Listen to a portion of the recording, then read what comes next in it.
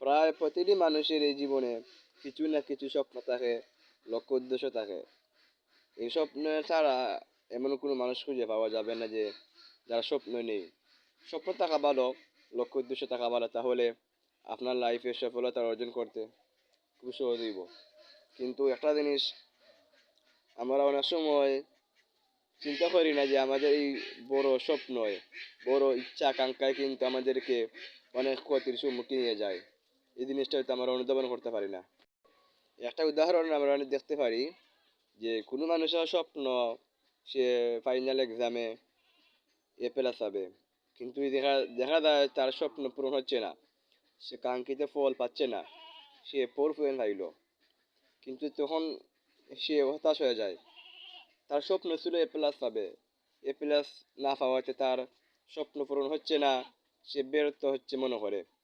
অথচ এই এই 4 পয়েন্ট পাওয়া কিন্তু অনেক মানুষের স্বপ্ন ছিল। তার পরের বেঞ্চের ছাত্র হলতের অনেক স্বপ্ন সে 4 পয়েন্ট পাবে। যখন সে 4 পয়েন্ট পায় তখন সে নিজেকে খুশি মনে করে, হ্যাপি মনে করে।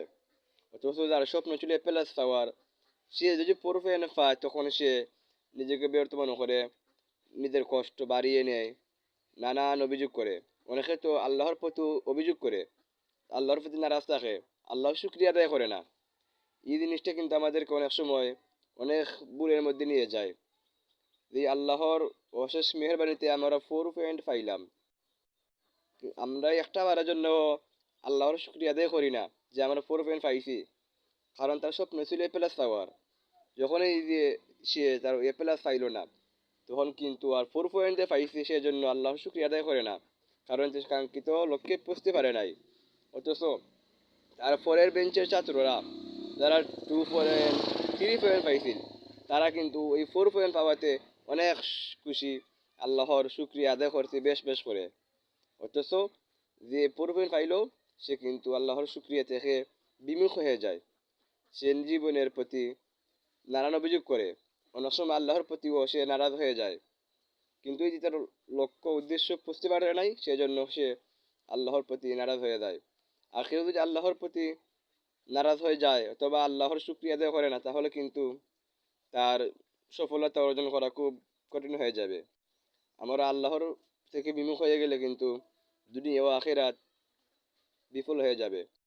কিন্তু আমরা নিজের অজান্তেই কিন্তু অনেক সময় এই ভুলটা করি।